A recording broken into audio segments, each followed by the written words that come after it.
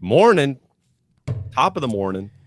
Good morning, everyone. Welcome back to another episode of Bob and Frank Hockey Podcast, episode Welcome. number 20. 20. Huge. Getting Massive. there. Massive. Yeah. Thank you, everyone, for tuning in. Last week's Silver Stick. We're going to be going over it. What else are we talking about today here? We got the Wayne Train video coming up. What a clip that is. What a segue that's going to be into open borders in the OMHA. Borders in the OMHA. Got to talk about that. I heard Niagara's moving to the GTHL. Niagara North, represent. Tough showing at the Silver Stick. How about Whitby? You're the Whitby coach. For sure, but Good. we'll be going over everything. That'll be good. Yeah. Take a look at all the age groups for the Silver Stick. Let's get into it then. Yeah, definitely talk about reflecting on it and what we got to do to, keep getting both of our groups just playing and dominating at the highest level. 100%. 100%. Yeah. Okay, we're talking Silver Stick here. Wait, how about the buzz at Iroquois? Wild. Just strolling in there. What a Hey, building how's it that going? was. Oh, hey, what's going on? Just bumping into people left, right, and center. Hey, where are you playing? Rink 6? Hope you didn't miss Rink 1 because you're going to walk through What the a sardines. facility. You know what I mean? Six pads. There was you could not. I tripped. I walked in the building and I tripped on a U10 hockey one? stick. Yeah, oh yeah. Nice. I thought Someone you were talking left about the stick up. the parade of kids playing mini sticks around there. It was an environment. It was an environment, 100%. Did How about the parking?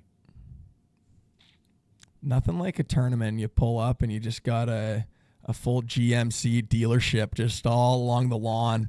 Just trucks lined up all over the grass. Parked like they're a Jeep commercial advertising the off-roading. Like 100%. Oh, incredible. Yeah. Anyhow, U16 is what the buzz is all about for sure.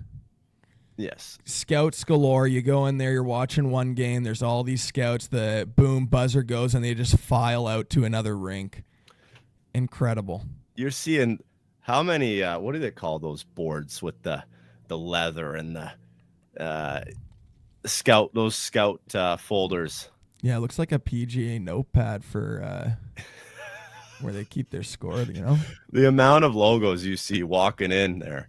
The tight zip winter jacket. You got the Spitfires logo and you name it, OHL, a couple of NHL logos in there. A lot of people watching this tournament. Yeah, and it brings something out. Watching any of the levels, the kids just try so hard. Yeah. You got to love to see it. And as we're looking through here, it is all 30 top teams. And you see all these teams that are a lot of the time like almost undefeated type of teams coming to this tournament. It's hard to win. Yeah. It's hard to win. From all over. 4-0 JRC. Good for them. 4-0 Red Wings. Yep. Now, the Nashville Huron Pride. Perth Lakers, take a look-see. Where are they? Two wins. 2 ties, 7 goals against in 4 games. Mm-hmm. Yeah. And they squeak through. And they squeak through. And then we got quarterfinal 7 teams from Ontario. Niagara North. 6 from the GTHL. Yep. And Little Caesars coming in. Little Caesars. Little Caesars, Huron, JRC. And then Huron in the finals, OT. What a game and what a matchup. That's what I mean. The kids just play on another level. The skill gap isn't as big at U16, and it's just pure magic to get to the championship game. It is magic. 2 wins, 2 ties. Can you go to the Huron Perth pool there? Wins. Yeah. Go to let me see the breakdown of their games. So they win they tie the 4-4. first one. Imagine 2-0. the dressing room. We're 4-4 tie. Boys, we might have to win out here. They win the next one. They tie the next one. What that must have been stressful. They're sitting there with 2 ties and a win, and they go on to win the championship. And they go in on goal differential by .06. So if we talked about how like you got to be careful pulling your goalies in certain game. Not that these guys actually. I wonder if any of the tie games they tied it up late with a goalie pulled. That would be gutsy. But 5-0 in their final game, that really got them in. I bet you if it was a 1-0 game, or if it was even like a 7-3 or a 5-2 type of thing, Niagara could have squeaked through and then see you later Huron. They don't even win the But tournament. Niagara Don't even North get to did court. squeak through. They did, eh? Yeah, I think Yeah, Huron gets in automatically because they won the pool. for sure. Yeah, I know. I'm just looking at their goal differential. That if Niagara bounced them on goal differential, that Huron would have got the boot too. But yeah, Huron right. probably would have got a wild card. You're right. Right. Wild. All right. Anyhow, Magic. How about 2011? We had all those GTHL teams. We got 30 more stacked teams. Quarterfinals. 1, 2. Oh, and by the way, 3 GTHL. You got 2 OMHA. By the way, I forgot to mention, I was at the Niagara North U16 game, their fourth game in the round robin against the Marlies. Oh, and nice. The guys who I was watching with. We're gonna fact check you here in case you mess up. Make sure I'm talking about the right pool here. Yeah, you are 2-1. It was 1-1. Sorry, no, it was 2-1 with 3 minutes left, maybe 2.5 minutes left, and the Marlies pulled their goalie. And the reason why is I heard that either the Marlies or both teams needed to win to move on, not just tie. So the Marlies are down 1, and they're thinking we need to score 2 goals. Yeah, it was a wild. Pulled the goalie with 3 minutes left. That's what happened in our game. What an atmosphere it was, though, that game. That was the puck was in Niagara North's end the entire 2.5 minutes, and they just squeaked away with that 2-1 victory to get through. Celebrated like they won the championship. I loved it. Yeah, no, it's so nice walking around, peeking into a rink, and just you can feel the pressure of the game. Like it's that. Amazing. Yeah, it's amazing. Gotta love it. Again, the kids just bring it on another level. This tourney. Talk about a dialed team. Okay, semifinals, we got GTHL versus GTHL, and then we had the Americans on the other side, Little Caesars and Chicago Mission. And then for the 2011s, Little Caesars squeaks it out against Vaughan Kings. That game started incredibly late. If it says 4:40 start time, I bet you'd start at 6 o'clock. Mm-hmm. Would have been a heck of a drive home for Detroit if they don't win that thing. At least there's a hot topic. Some glory. Some of the draws on game times. There's a hot topic. Oh, you want to talk about that? How do we start talking about that now? We weren't going to go into U10, but let me ask you something. How does the host team get 7:30 a.m. when there's no seating the day before, and you just got all these quarterfinal matchups, and they're like, oh, yeah, host team, let's put them at 7:30. Have their kids have a 6-hour sleep and then go for a 3-game marathon. They're sleeping in their own bed, It's even the field here. Were you just talking about the timing in terms of playing 3 games on the final day? Because this is 2013 U12s, and they got to play 3 games on Sunday, 7:30 in the morning, 7:45, and we've got 1, 2, 3 GTHL teams, and we got a heck of a showing from USA. You know what? It's so hard. I'm sure it's Canada Cyclones there. I'm sure it's so hard to organize this tournament. Honestly, there's teams coming from all over. There's 4 age groups. There's 120 teams, whatever it is. We had some teams are playing over in 40 minutes away at a different arena before they came to the next game, right? Yeah. And then there was other teams I heard that played at 9 at night or something close to it, and then at 7:30 in the morning. That's tough. I heard a couple of those, but you got to fact check me on those. But I'm sure it wasn't far off from what I said. Yeah. So we end up going down to a Chicago versus Chicago final. Mm-hmm. I saw the game sheet for that one. Both goalies got switched. Both teams pulled their goalie when the one team had momentum and the other team made a comeback. In the finals? In the final, and it went to OT 6-5. What a game. What Wish a I hung around for feeling. that one. There's a goal you don't forget, eh? Yeah, 100%. OT winner in the silver stick. American teams. So we had in the U16 bracket, Canadian team took the dub. So we've had 3. It's 3-3 right now. 3-3. 3-3. And then in U10, it's 2 for them. So what is that? 5-3. Pittsburgh Mid Fairfield in the finals. You know, Pittsburgh, St. Louis. These teams here, where do you think they pull from? Well, is Pittsburgh all of Pennsylvania, or is it just Pittsburgh? Is Mid Fairfield Mid USA? Is I think it's Little Caesars has a location all in every state of the country. They just go by pizza Caesars location from Vegas, from Alaska, from. There's Canadian Little Caesars restaurants. Is that a thing? Do they play for the U.S. team? Yeah, I'm not sure where exactly their areas, but I think they are more of like they see at the tournament type of team. Sorry, which team? Mid Fairfield? I think a lot of the American teams.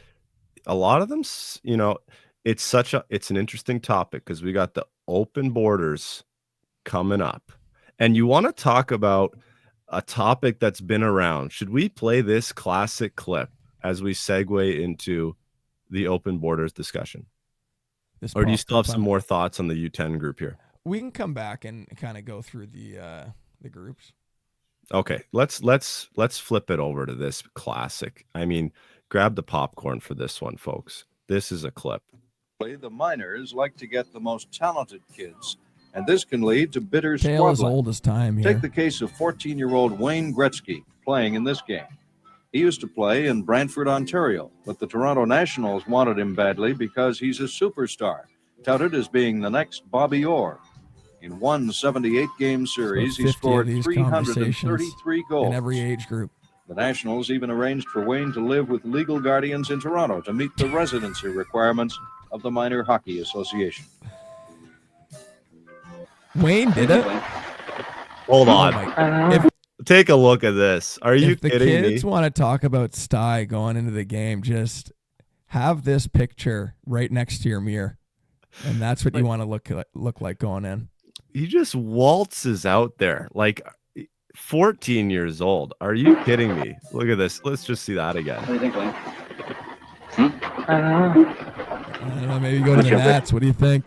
It's pretty sad. He's doing private. What's sad, Wayne? Do you think they have the right to decide this? No, they can't tell me where to send my own boy. It's our decision. It's our family. If he's going to be happy elsewhere, and we decide between the family that's what we're going to do, that's our decision. It's not theirs. What will it mean to his career? Well, we weren't concerned about his career. All we were concerned about is letting him live a life like everybody else. A 14-year-old boy. That's all he is. Amen, Walter. But like we said, that sounds like a story I've heard before. That is a clip. Big Walter. A lot of families do a lot of traveling for hockey, wouldn't you say? A ton. And what did they... In the 78-game series, he scored 333 goals. We're talking a big deal, them trying to take this kid out of Brantford. I believe the story is Brantford had the waivers like the OMHA used to? I don't know. I don't know if it was Toronto Nats. Did you have to do the address change? You heard it in there. They said that the Toronto Nats, I believe this was Junior B. Maybe this bill it with a family. They are going to give him the legal guardians in Toronto. You know, the Nats had cooked up this deal. This is nothing new. This is happening today. It's happening back with Wayne. He started it. And you know what I love is I've seen this video recently on Instagram, and there's almost a sense of like wisdom from Walter Gretzky, I think was one of the quotes, or wisdom for hockey parents. And it's like the idea is, here's Walter sticking up for Wayne, that you don't get to decide where the kid plays. The kid can go where he wants to play. What's funny though is the perspective of either side. One side is, let's not stack all the teams here. Let's not let all the best teams' parents gang up and create super teams. And then the other perspective is, let's protect the towns. If you're from this town, you should play here. We should not go play over there. And then They're really just trying to save you some money, right?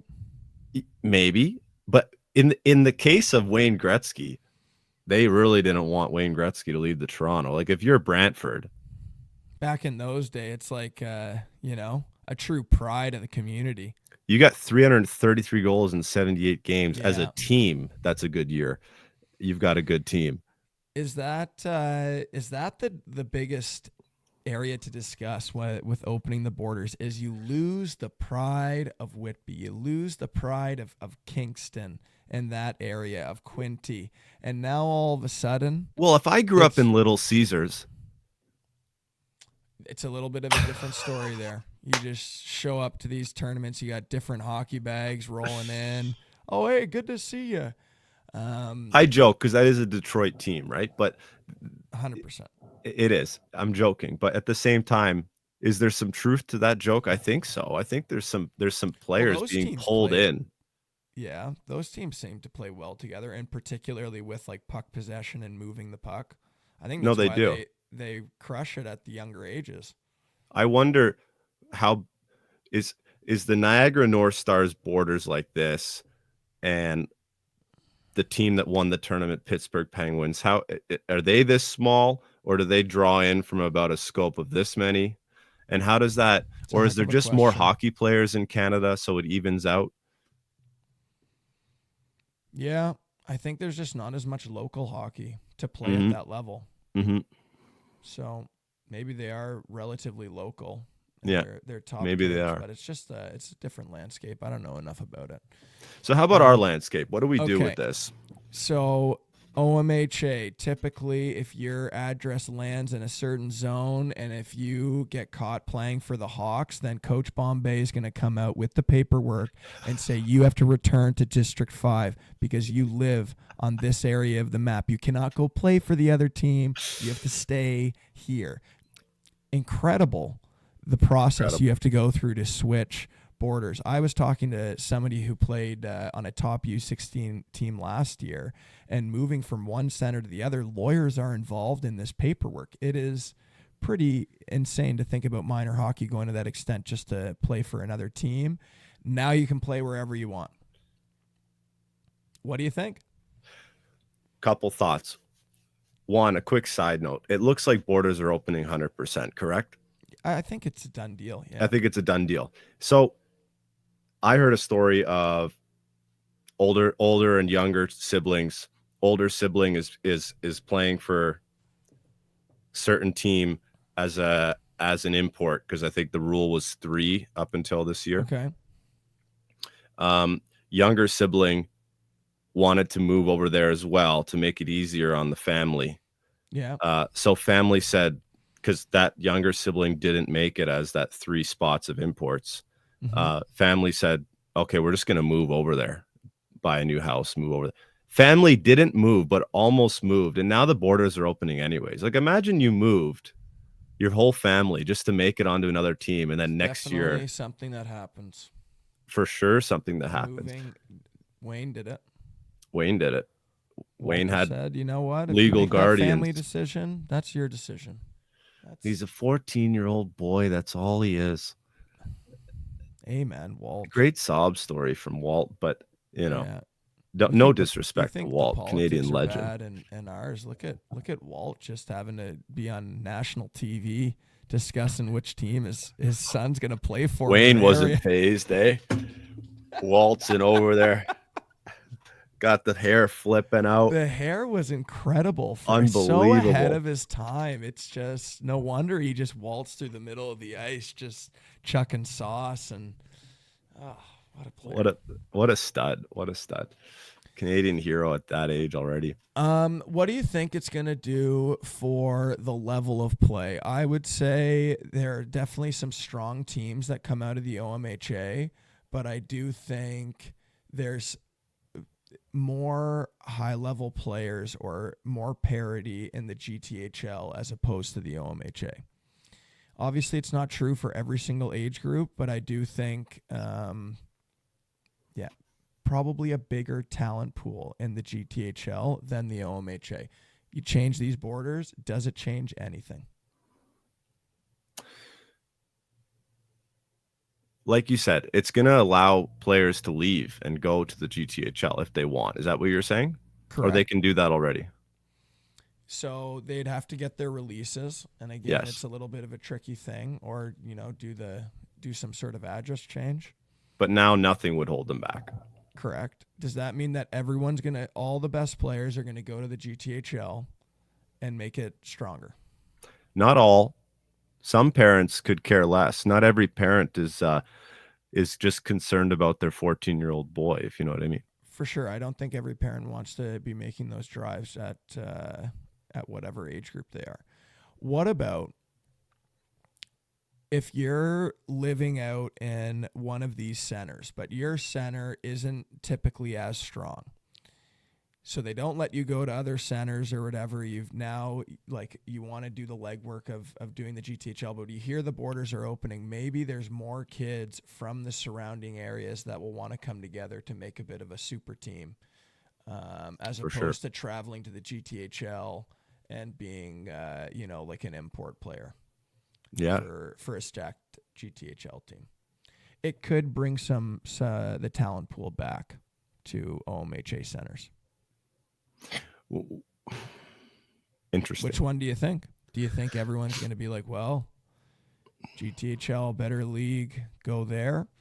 Or do you think people are going to return home? Well, where I'm living now, girls hockey is open borders. Yeah. Yeah, is that same where you are? I are hear you in? About you're not in teams that having very large borders, and it's not exactly the same as OMHA, but there's probably some sort of waiver process for certain teams. I think it's a little bit different. So in the couple years that I've been here, I know a lot of girls who played on this team, and this year they play on this team, and next year they're talking about going to play on this team. Especially flickering between minors and major years. That's a big deal. For sure. And talking to the coaches, it's also quite interesting.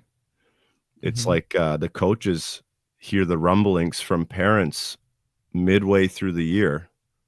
And I'm thinking, how do you think the team will do next year with your majors and minors? And before they can even answer, it's like, well, I know about 6 of them are gone to this team next year. They already know. Yeah. That's hard to coach. Yeah, probably doesn't feel as good scoring as a team when you've got that type of stuff going on. If you've got, like right now, for example, and this differs on age group, depending on the age group. In our age group, 2015 U10, there's Niagara North and Southern Tier Admirals, which are very close to each other. It wouldn't be a huge difference if you might live kind of in between the two if you wanted to. You might be a parent who it's an equal drive to either team. Okay. Right now, Niagara North is well ahead of Southern Tier Admirals in the age group I coach, U10. Next year, what happens? Is it more likely that it evens out and some players leave our team and go there? Or is it more likely that team becomes even weaker and some of those players are looking to join our team? And I'm not saying that our team is looking to poach those players or that we're expecting to have 5 different new players. We might have the exact same team next year. Nothing changes. But what do you think happens? It's just another story of the rich getting richer, eh? Do you think the rich getting richer is a possibility? Yeah, it's possible. I think it just all depends on who's recruiting and who's running the program. If they're running a great program, they're going to have a strong team. Because it seems like that in girls hockey. I see certain centers, one center in particular is doing really well. They've Yeah. got a great reputation. Yeah. Everyone seems to want to go there, right? For sure. Like, and then there's other centers that aren't doing well. Girls don't want to be there. They live in that town. They just don't play there. Yeah.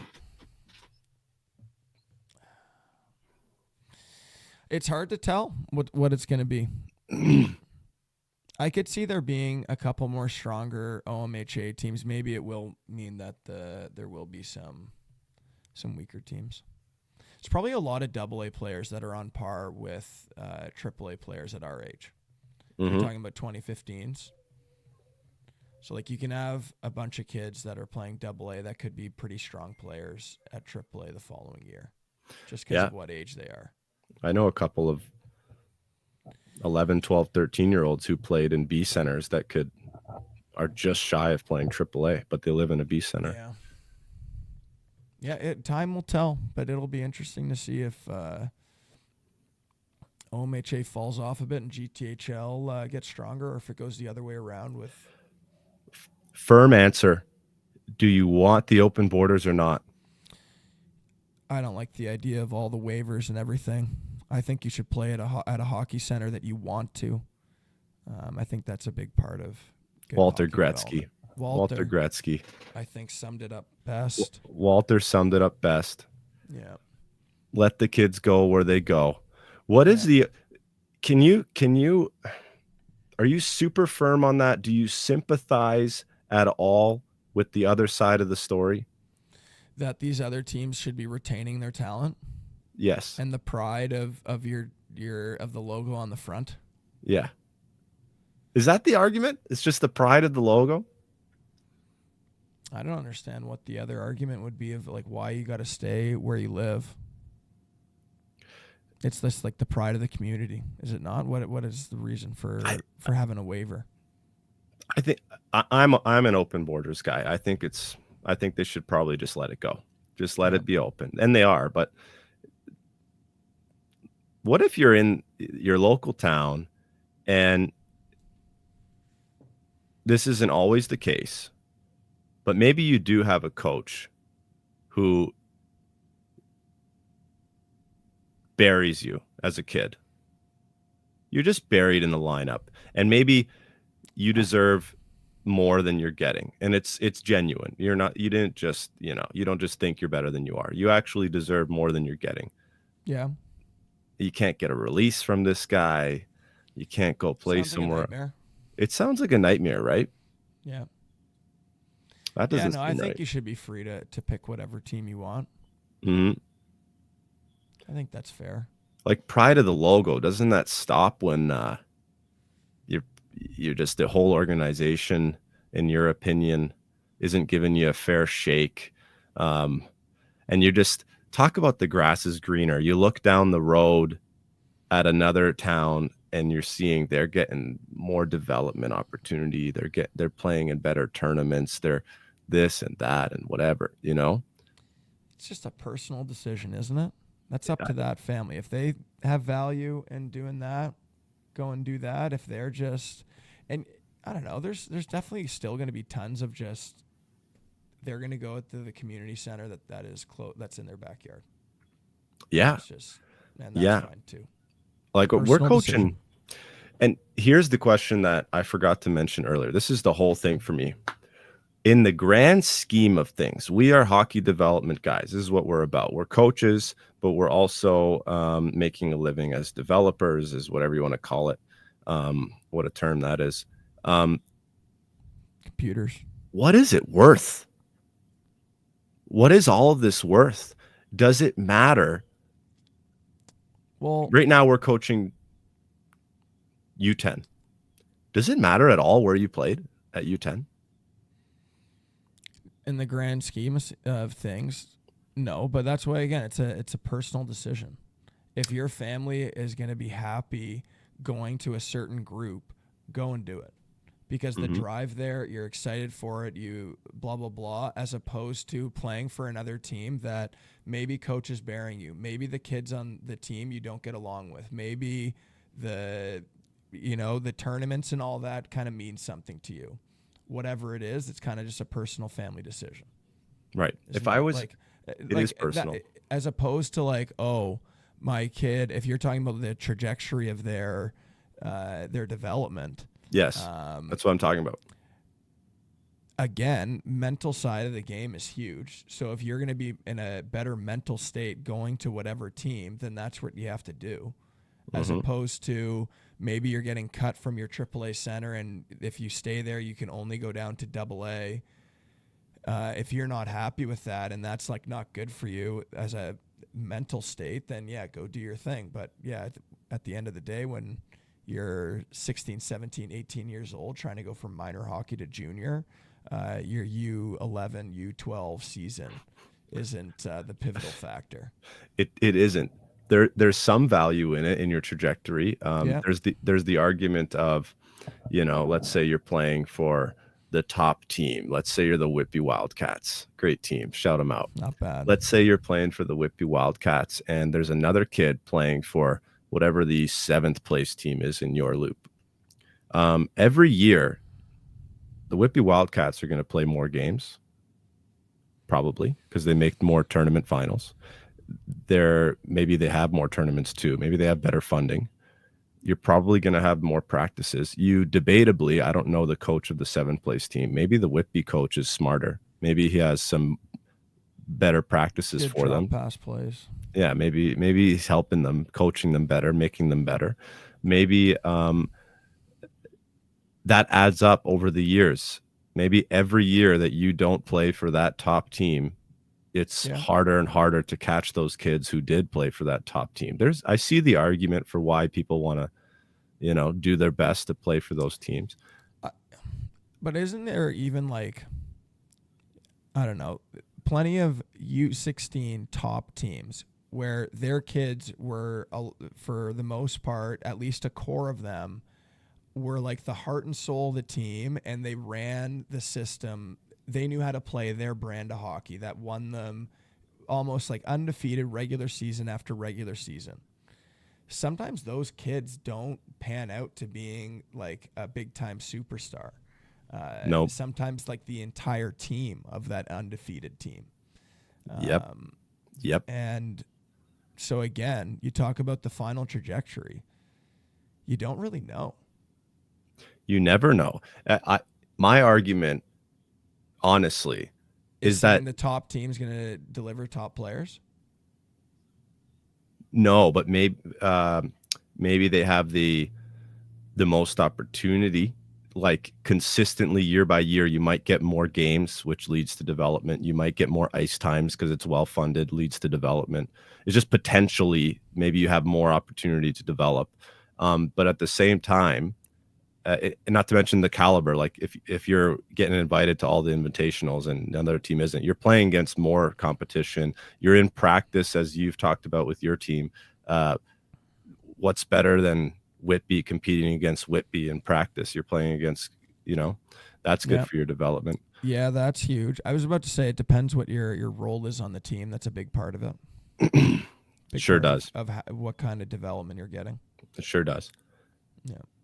Sorry to interrupt you. On a top moral note, though, how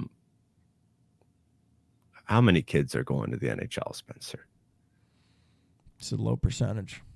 What are we really doing here? Percentage of a percentage there. There is a good argument for open borders in this way, in my opinion. I want my kid to play for a great team of good people, good coaches, good parents who are bringing value to my son or daughter off the ice. Yeah. And if I live in Niagara and my center is Niagara North and my son or daughter is talented enough to play at the highest level, let's say son, Niagara North AAA. But that coach is a psychopath. And all the parents of the rest of the kids in the team are crazy. And I know that the grass is greener down the road. Their team isn't even as good, but I want to go play there because better culture, great role models. These parents get it. These coaches get it. This organization gets it. Why not? Now I can hear myself being like Wayne's father He's just a 10-year-old boy. That's all he is. And he needs to go play with some good role models. He doesn't need to play for these Yeah. lunatics. Yeah, There's an argument for open borders. for sure. Just it's a personal decision. You can be Yeah. running the best program, but if that coach doesn't connect well with a certain family, then it's not a good development situation. Yeah. Yeah, that's huge. Have a good time at the rink, and Yes. good things are going to happen down the road. Are you having fun where you're at? If having not, fun, working your hardest? what are you doing?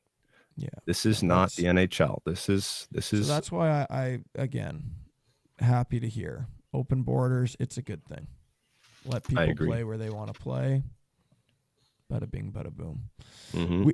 We went on a couple of tangents here. I know we were discussing going through the Silver Stick. I think we're going to go through a couple of highlights and kind of go through U10 in a little bit more in depth.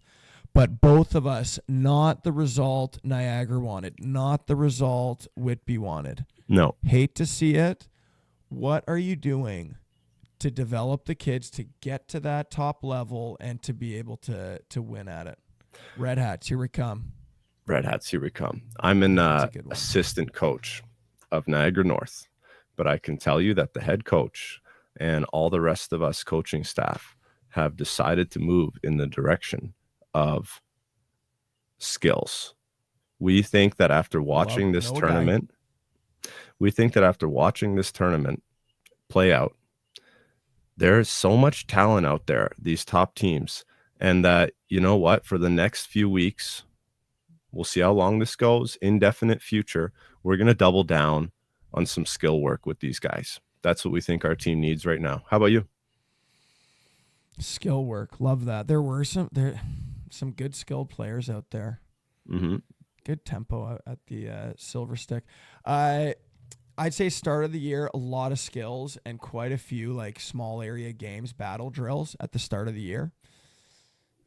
Going into this tournament, it was a lot of team, if you want to call it structure, a lot of 5-on-0 walkthroughs, dialing in face-offs, dialing in O-zone play, dialing in the power play,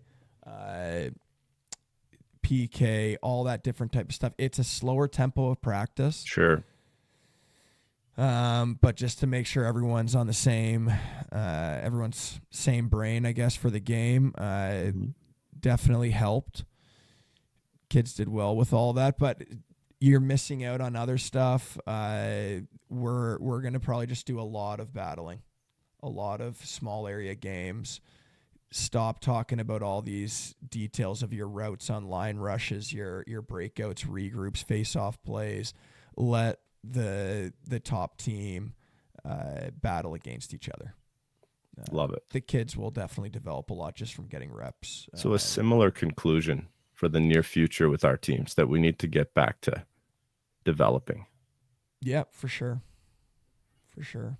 Just standing around 5-on-0 and snapping it around. There's not a whole lot of acceleration. There's not a whole lot of Hockey Canada would be thrilled to hear what you're saying, by the way. Yeah. Hockey Canada is very against both. the systems at this age, eh? Yeah, well, aren't they complaining right now that there's a lot of skill in the game and not a lot of IQ? Isn't that like the that is a going headline? thing right now? The kids are just putting way more hours on the ice. Seeing all these kids doing school programs and knowing what a AAA schedule's like, your kid's on the ice maybe 10, 11, 12 times in a week. You go to school 4 times. You're on the ice 4 times at school. You have probably 3 practices in a week. You go and do a tournament and you play 7 games because you go to the championship. It's a lot of putting on the boots. It's a ton. And private lesson here or there too. Not to mention what an interesting thought that is, that throwing out the hot topic here. Hockey Canada talking about, is it Hockey Canada complaining about the IQ? Can we pin it to them? Maybe it's because you have all these kids playing half ice for 3 years. Maybe that's why the IQ's down. Exactly where I was going. That's exactly where I was going. If they haven't if they don't fix that next year, I don't know. I'm not a fan. There should be another lawsuit against them. There's a topic, eh? Yeah, full ice is the way, 100%. 100% it is. 100%. All right, buddy. Let's call it a wrap then. Well, we will go through that U10 silver stick bracket. Put out some highlights too. You need a couple of those. Yeah, we'll get back to it. Silver stick recap part 2. Well, we went off the rails on the open borders, and it needed to be said. I think said. That's a good topic right there. Thank you for watching. Thank you. Silver stick part 2. See you soon. See you soon.